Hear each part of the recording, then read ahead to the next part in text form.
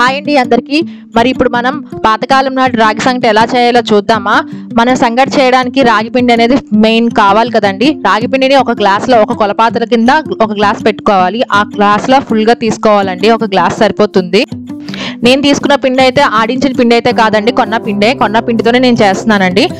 ఒక గ్లాస్ సంగటి చేయడానికి గిన్నె మాత్రం అడుగు మందంగా ఉన్న గిన్నెని అయితే తీసుకోవాలండి, లేదంటే అడుగు పడుతుంది. ఒక గ్లాస్ పిండికి ఒక గ్లాస్ వాటర్ ఫుల్గా తీసుకొని ఇంకొక గ్లాస్ ముప్పావు గ్లాస్ వాటర్ అయితే పడుతుందండి. ఒక గ్లాస్ వాటర్లోనే సగం వాటర్ అనేది మనం గిన్నెలోకి తీసుకోవాలి. చిన్న బౌల్లోకి తీసుకొని దాంట్లో పిండి అనేది వేసుకొని వాటర్లోని కలపాలండి, మిశ్రమంలో తయారు చేయాలి. మనకి ఇప్పుడు గిన్నెలో నీళ్ళు మరుగుతున్నాయి కదండి, దాంట్లో కొంచెం ఉప్పు అనేది యాడ్ చేసుకోవాలి. రుచికి సరిపడా ఉప్పు అనేది యాడ్ చేయాలి. అందులోనే కొంచెం నెయ్యి కూడా ఒక 2 స్పూన్లు యాడ్ చేసుకోవాలండి. ఇప్పుడు మనకి వాటర్ అనేది బాగా బాయిల్ అయిన తర్వాత ఈ పిండి అనేది అందులో మిక్స్ చేసుకోవాలి. ఇది పార్ట్ 1 వీడియో అండి, పార్ట్ 2 వీడియో కూడా వస్తుంది.